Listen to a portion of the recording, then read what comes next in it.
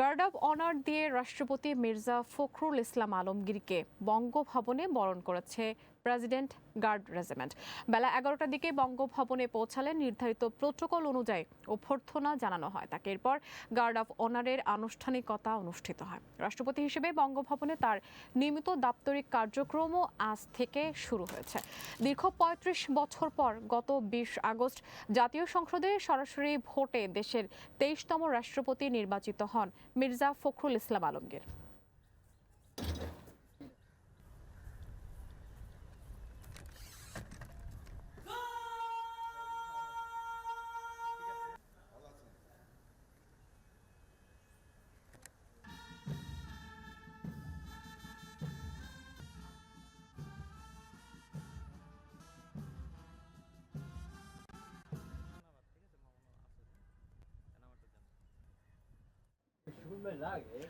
সশস্ত্র বাহিনীর কর্মকর্তাদের পদোন্নতিতে মেধা, দক্ষতা, সততা ও যোগ্যতাকে মূল্যায়ন করার নির্দেশনা দিয়েছেন প্রধানমন্ত্রী তারেক রহমান। সকালে ঢাকা সেনানিবাসের নৌ ও বিমান বাহিনী নির্বাচনী পর্ষদের উদ্বোধনী অনুষ্ঠানে তিনি বলেন, এক্ষেত্রে রাজনৈতিক মতাদর্শ ও ব্যক্তিগত পছন্দ অপছন্দের ঊর্ধ্বে থেকে সিদ্ধান্ত নিতে হবে। নির্বাচনী পর্ষদ সদস্যদের পেশাগত দক্ষতা, নেতৃত্বের গুণাবলী, শৃঙ্খলা, সততা, বিশ্বাস্ততা, আনুগত্যকে সর্বোচ্চ গুরুত্ব দেওয়ার পরামর্শ দেন প্রধানমন্ত্রী। অনুষ্ঠানে নৌবাহিনী প্রধান খন্দকার মিসবাউল আজিমকে অ্যাডমিরাল পদমর্যাদার র্যাঙ্ক ব্যাচ পরিয়ে দেন তারেক রহমান।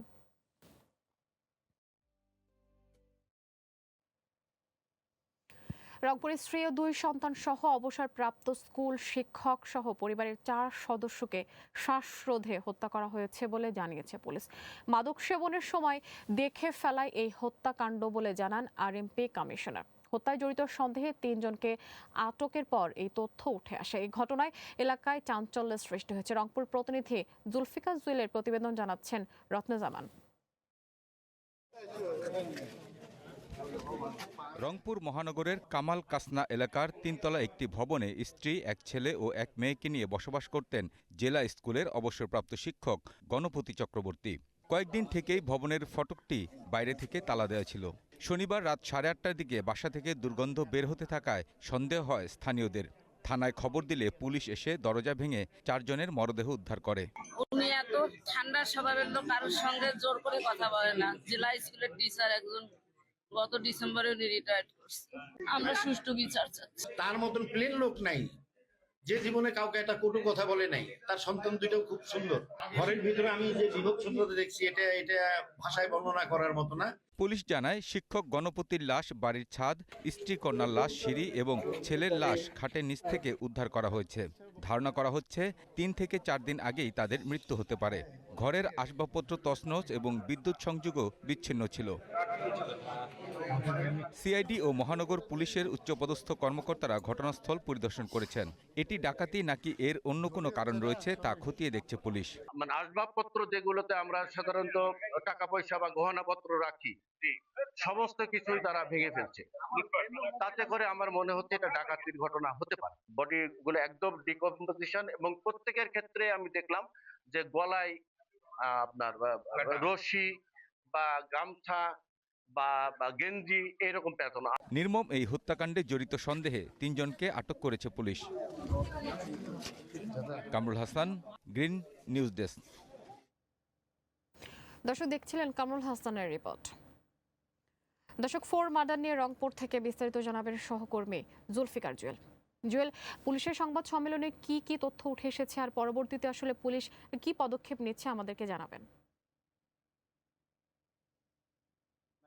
কিছুক্ষণ আগেই Rangpur metropolitan police commissioner Mohammad Abdul মাবুদ সংবাদ সম্মেলন করেছেন। তিনি সংবাদ সম্মেলন করে যেটি জানিয়েছেন যে ইয়াবা সেবনকে কেন্দ্র করেই এই হত্যাকাণ্ড ঘটনা ঘটেছে বলে তিনি দাবি করেছেন। তিনি যেটি জানিয়েছেন যে 2 জন ইয়াবা সেবন করতেই যে নিহত শিক্ষকের যে বাসা রয়েছে তার বাসার ছাদে ইয়াবা সেবন করতে যান। সেখানে ইয়াবা সেবন করার সময় সেই শিক্ষক আসলে দেখতে পান তারা সেখানে ইয়াবা সেবন করছেন। এর পরেই তাকে কিন্তু হত্যা করা হয় বলে দাবি করেছে পুলিশ। কিন্তু এই ঘটনার 4 জন নিহত হওয়ার যে ঘটনাটি সেটি পুলিশ যেটি জানিয়েছে যে এই যে শিক্ষককে হত্যা যখন তিনি আসেন, যখন তিনি এসে দেখতে পান যে তার ছাদে ইয়াবা সেবন করছেন দুজন, অর্থাৎ আ আ কামাল কাসনা মাছুয়াপাড়া এলাকার সিদ্ধার্থ দাস, তিনি বিনয়চন্দ্র বিনয়চন্দ্র দাসের ছেলে। এবং আরেকজন হচ্ছে মুগ্ধ দাস, একই এলাকার কানু দাসের ছেলে। এই দুজন তার ছাদে ইয়াবা সেবন করছেন এমন তিনি ছাদে উঠে দেখতে পান এবং তাদেরকে এক পর্যায়ে বাধা দেন। বাধা দেওয়ার পরে আ তিনি আ আ এক পর্যায়ে তাকে হত্যা করা হয়। এরপর তাকে টিন দিয়ে ঢেকে রাখা হয়। ঢেকে রাখার পরে টিনের শব্দ শুনে তার যে স্ত্রী রয়েছে সেই স্ত্রী আসলে তাকেও হত্যা করা হয়। এক পর্যায়ে শব্দ শুনে তার যে মেয়ে, আ তিনি আসলে তাকেও হত্যা করা হয়। এরপর তার রুমে যে তার ছেলে ছিল সেখানে গিয়ে তাকে হত্যা করা হয়। এই হত্যাকাণ্ডের পরপরই রংপুর মেট্রোপলিটন পুলিশের একাধিক টিম হত্যাকাণ্ডের রহস্য উদ্ঘাটন এবং জড়িত ব্যক্তিদের শনাক্ত করার লক্ষ্যে কিন্তু মাঠ পর্যায়ে অভিযান শুরু করে। পুলিশের ম্যানুয়াল সোর্সিং, গোয়েন্দা তথ্য এবং অন্যান্য প্রাসঙ্গিক যে তথ্য উপাত্ত বিশ্লেষণের মাধ্যমে সিদ্ধার্থ দাস এবং মুগ্ধ দাসের সম্পৃক্ততার বিষয়ে গুরুত্বপূর্ণ তারা তথ্য পায়। এই তথ্যর ভিত্তিতেই পুলিশ অভিযান পরিচালনা করে সিদ্ধার্থ দাসকে তার চাচার বাসা থেকে আটক করে।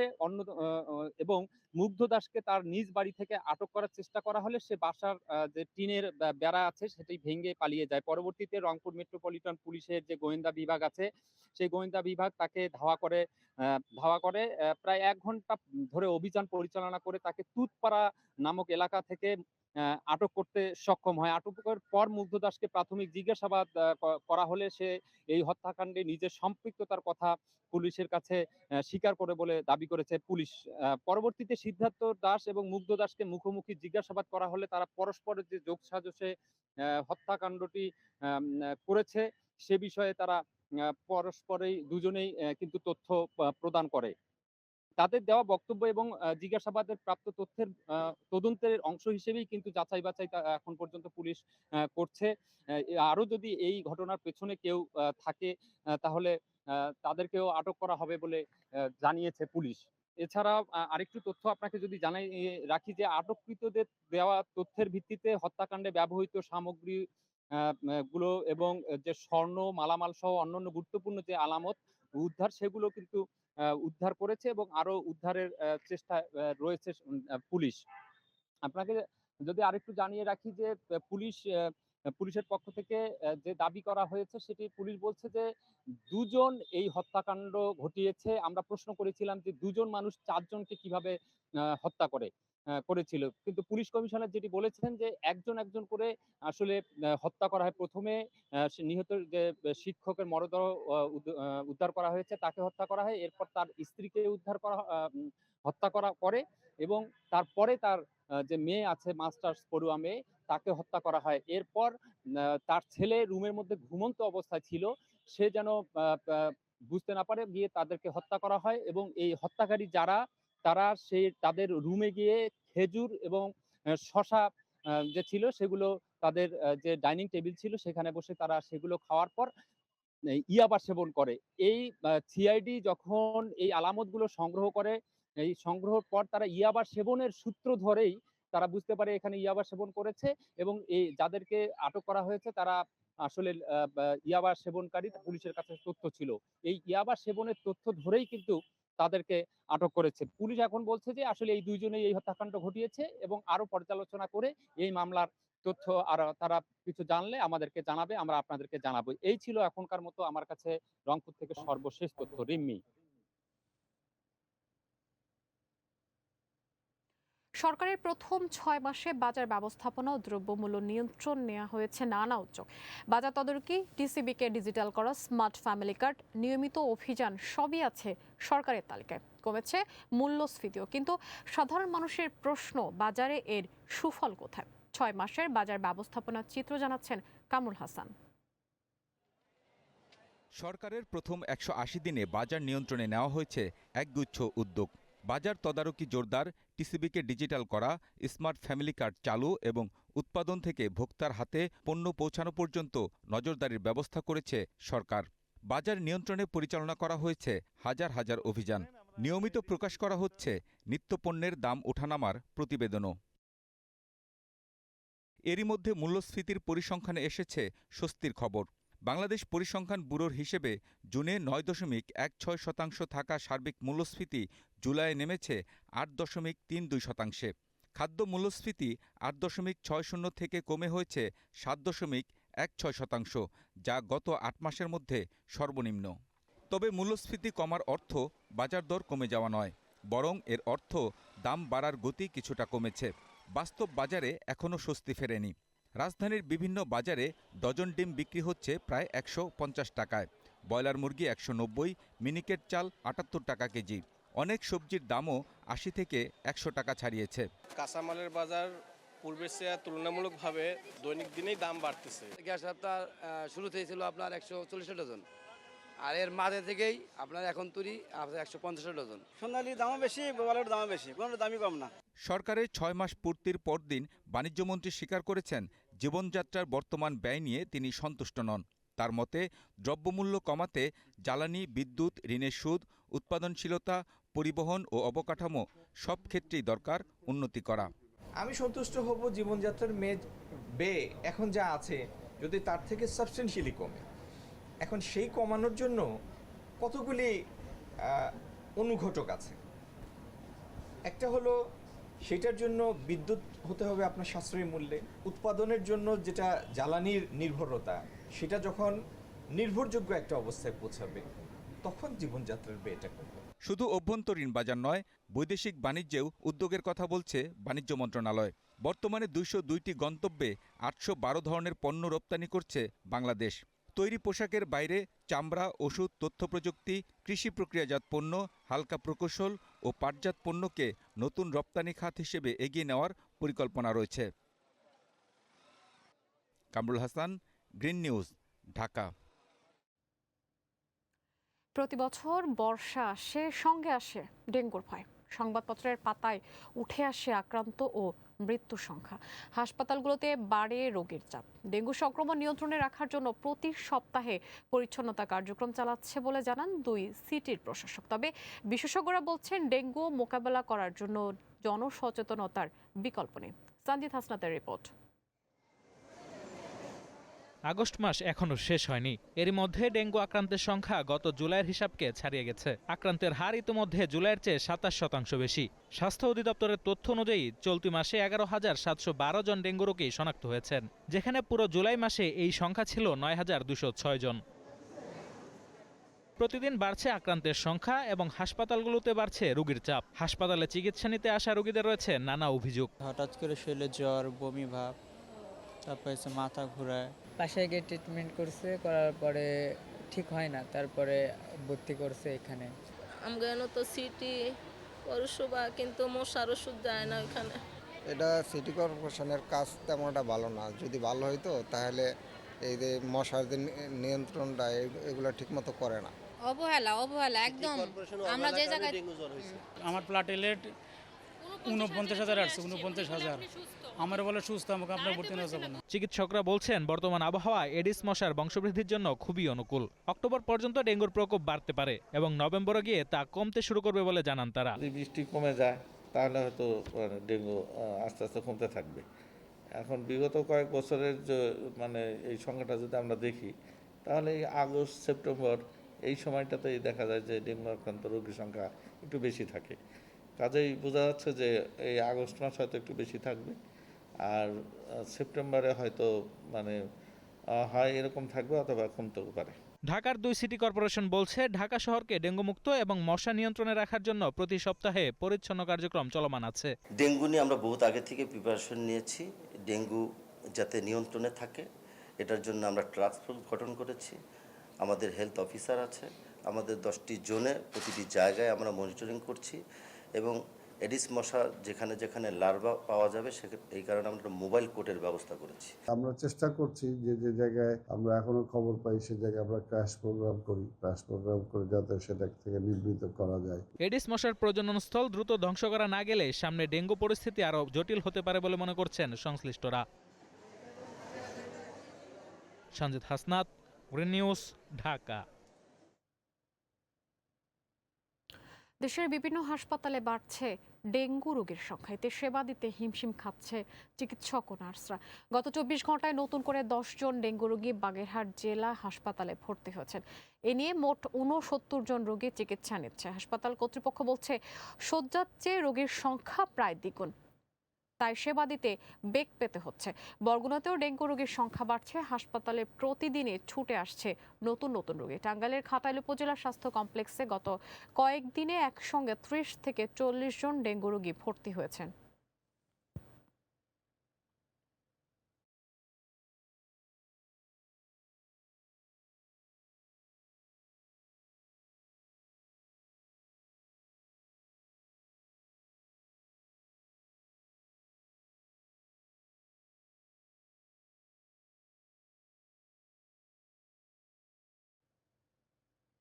বিএনপি নেতা ইলিয়াস আলীকে গুমের ঘটনায় দায়ের হওয়া মানবতাবিরোধী অপরাধ মামলায় বিমান বাহিনীর উইং কমান্ডার সাইফুর রহমান সাইফকে আদালতে হাজির করা হয়েছে। সকালে কড়া নিরাপত্তায় তাকে আন্তর্জাতিক অপরাধ ট্রাইব্যুনালে আনা হয়। গত 9 আগস্ট সাইফুর রহমানের বিরুদ্ধে গ্রেফতারি পরোয়ানা জারি করে ট্রাইব্যুনাল 1। প্রসিকিউশন জানায়, ইলিয়াস আলীকে গুমের ঘটনায় সাইফুরের সংশ্লিষ্টতা তথ্য পেয়েছে তদন্ত কর্মকর্তারা। তবে মামলাটির তদন্ত এখনও চলমান রয়েছে।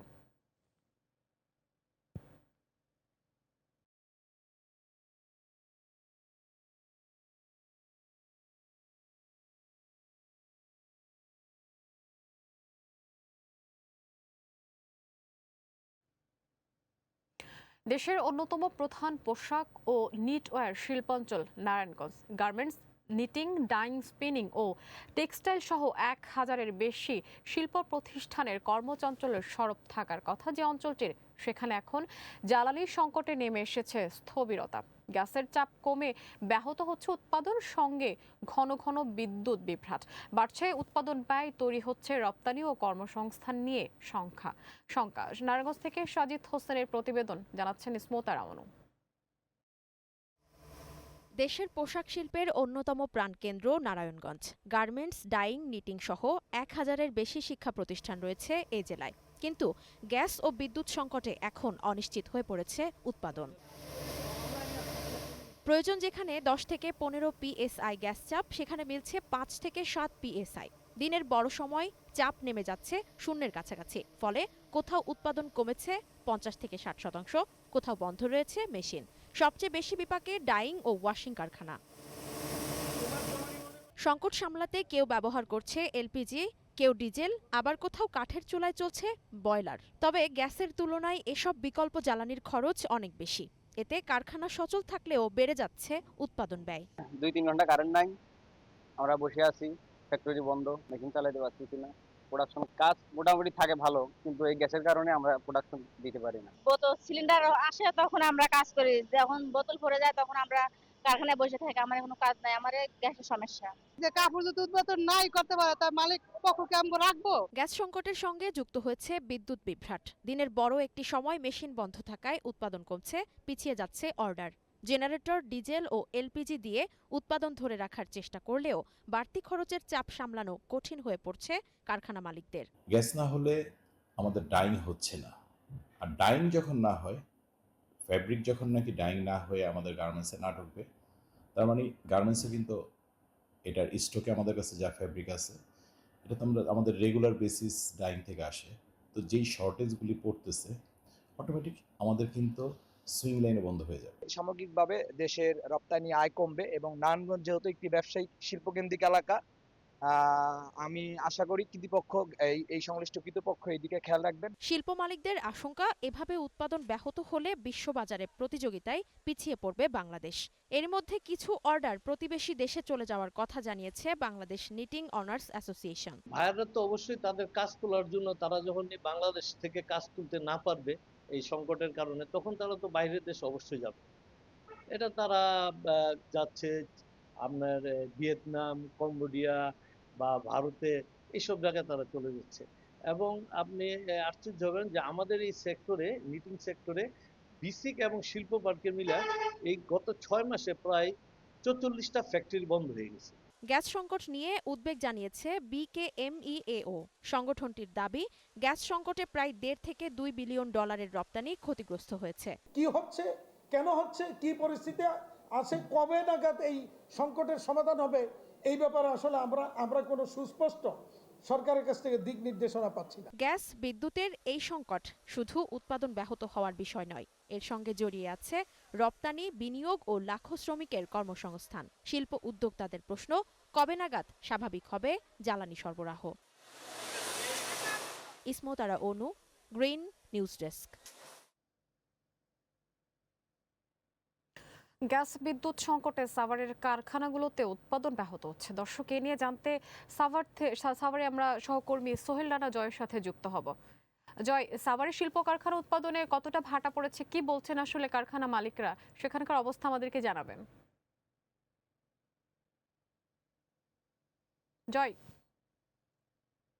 জয়, শুনতে পাচ্ছেন? জয়, সাভারের শিল্প কারখানাগুলো উৎপাদনে কতটা ভাটা পড়েছে আর কি বলছে আসলে কারখানার মালিকরা?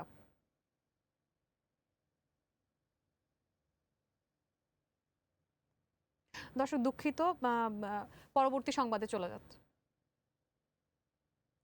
গ্যাস বিদ্যুৎ সংকটে গাজীপুরে তৈরি পোশাক কারখানার উৎপাদন ব্যাহত হচ্ছে। এতে সময় মতো রপ্তানি আদেশ পূরণ নিয়ে যেমন অনিশ্চয়তা তৈরি হয়েছে, তেমনি শ্রমিকদের মধ্যে বাড়ছে চাকরি হারানোর সংখ্যা।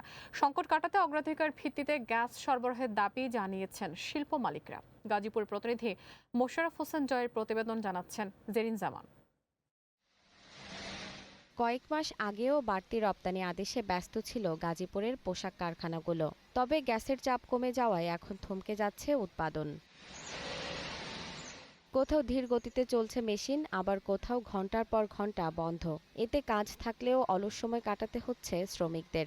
বাড়ছে সময় মতো বেতন না পাওয়া ও চাকরি হারানোর শঙ্কা। গ্যাস না থাকার কারণে আমাদের কোম্পানি চলতেছে না, কোনো প্রোডাকশন হইতেছে না। গ্যাস নাই, গ্যাসের কারণে আমাদের ফ্যাক্টরি বন্ধ হয়ে যাওয়া অবস্থা। পাটির কাপড় যদি আমরা ঠিক মতো ডাইং করতে না দিতে পারি, আমরা ঠিক সঠিক সময় স্যালারি পাচ্ছি না। কোম্পানির কাজ নাই, প্রোডাকশন নাই, যদি বেতন চাইতে গেলে কোম্পানি মালিক বলে আমাদের কোনো কাজ নেই, বেতন কেমনে দেব? শিল্প মালিকরা বলছেন সময় মতো রপ্তানি নিশ্চিত করা নিয়ে দেখা দিয়েছে বড় ধরনের অনিশ্চয়তা। তাদের যদি যথাসময় যদি আমরা তাদের শিপমেন্টটা যদি বুঝাই না দিতে পারি, সেটা তাদের চুক্তির মধ্যে উল্লেখ আছে পেনাল্টি। তো আমরা অলমোস্ট এখন বর্তমান যে সিচুয়েশন আছে এটার মধ্যে আমরা অলরেডি পেনাল্টির মধ্যে আছি। ইভেন গত 2 দিন যাবত একের কাছাকাছি গ্যাস প্রেশার পাচ্ছি, যার কারণে আমাদের উৎপাদন মেশিনারিজ চালাতে পারছি না। আমাদের প্রোডাক্টিভিটি 50% নিচে নেমে গেছে। গ্যাস সংকট দীর্ঘায়িত হলে উৎপাদন আরও কমে গিয়ে চরম ক্ষতির মুখে পড়তে পারে দেশের অন্যতম প্রধান রপ্তানি খাত তৈরি পোশাক শিল্প বলে মনে করছেন সংশ্লিষ্টরা। জেরিন জামান, গ্রিন নিউজ ডেস্ক। চিকিৎসকদের নিষ্ঠার সঙ্গে দায়িত্ব পালনের নির্দেশ দিয়েছেন স্বাস্থ্যমন্ত্রী সরদার মোহাম্মদ সাখাওয়াত হোসেন। নওগাঁ জেনারেল হাসপাতাল পরিদর্শনে গিয়ে তিনি বলেন, অনিয়ম, দায়িত্ব অবহেলা কিংবা কর্মস্থলে অনুপস্থিতির অভিযোগ মিললে কঠোর ব্যবস্থা নেওয়া হবে। হাসপাতালে পৌঁছে জরুরি ও বহির্বিভাগ সহ বিভিন্ন ওয়ার্ড ঘুরে দেখেন স্বাস্থ্যমন্ত্রী এবং রোগীদের সঙ্গে কথা বলে চিকিৎসা সেবার মান, ওষুধ সরবরাহ, খাবারের মান সম্পর্কে খোঁজ নেন তিনি।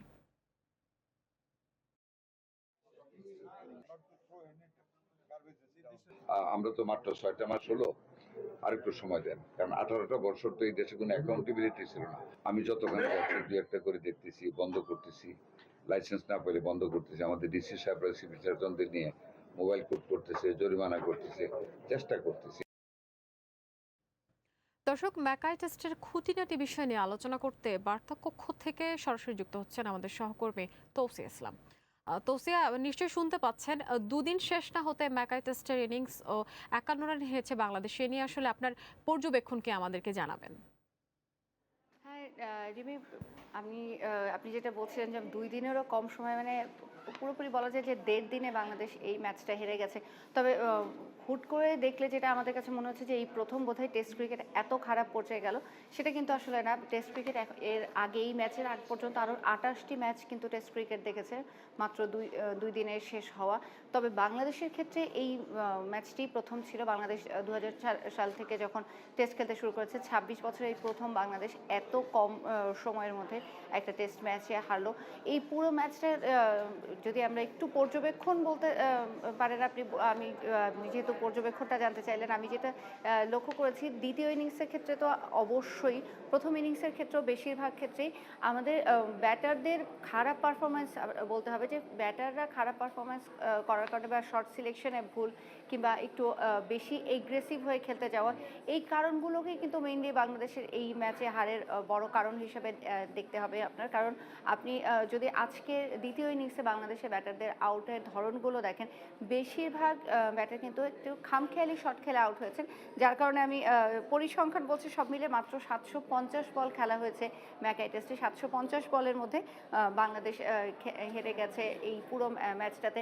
তার মধ্যে আজ বাংলাদেশের একটা মাত্র পার্টনারশিপ বলতে পারেন যে 3 উইকেট 24 সাড়ে 3 উইকেট পড়ে যাওয়ার পর নাজমুল হোসেন শান্ত এবং মুশফিকুর রহিমের যে জুটিটা ছিল, এই জুটিতে যে রানগুলো হয়েছে সেই সময়টা কিন্তু মনে হচ্ছিল বাংলাদেশ হয়তো ঘুরে দাঁড়িয়েছে, হয়তো বাংলাদেশ এই ম্যাচটা ওই খারাপ পরিস্থিতি থেকে বের হয়ে আসতে পারবে। কিন্তু দিন শেষে আমরা দেখলাম যে নাজমুল হোসেন শান্তও কিন্তু উইকেট বিলিয়ে দেওয়ার অপরাধী, কারণ তিনি যে শটটা খেলে লং অফে যে ক্যাচটা দিয়ে আউট হয়েছেন, ওই জায়গাটায় উনি নিজেকে ছাড়া ওই শট খেলার জন্য আর কাউকে দায়ী করতে পারবেন না। এবং এখান থেকে এর পর থেকে পুরো বাংলাদেশের যে ব্যাটিং ইনিংসটা কোলাপস হয়েছে, পুরো ব্যাটিং ধসের জন্য কিন্তু ব্যাটাররা নিজেরাই দায়ী। তাদের এই পারফরমেন্সটা, এই উইকেটটা ছিল মারাত্মকভাবে পেস সহায়ক, এটা আমরা সবাই জানতাম এবং ব্যাটাররা সবাই জানতো, বাংলাদেশ দল জানতো। তারপরেও তারা এখানে এগ্রেসিভ খেলার চেষ্টা করেছে, এই আক্রমণাত্মক মেজাজে থাকা এবং কোনোভাবেই দ্রুত উইকেট পড়ে যাচ্ছে দেখার পরেও একটা প্ল্যান বিতে যাওয়া এবং নিজেদেরকে ইনিংস মেরামতের চেষ্টা করা, এই পুরো চেষ্টাটা কিন্তু আমরা তাদের মধ্যে দেখিনি।